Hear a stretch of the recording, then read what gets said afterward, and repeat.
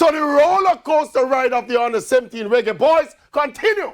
Won the first game against Cuba, lost the second game against Guadeloupe, all to play for in the third game against Costa Rica. They were leading 4-0 against Cuba, conceded 2 late goals to end up 4-2 winners. They were leading 1-0 against Guadeloupe, conceded 2 late goals to end up 2-1 losers. Couple that with an almost identical trend with the senior Reggae Boyz, it is as clear as day that Jamaica has a fitness problem.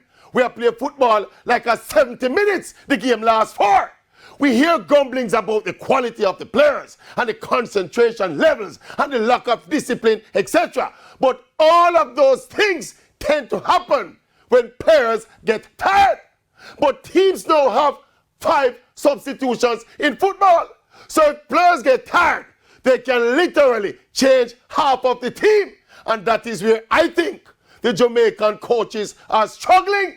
Instead of trying to get players fit in a 3-day, 4-day window or in a few weeks, the coaches must know that routinely Jamaican players are not fit. So they have to use the starting 11 plus all 5 substitutes.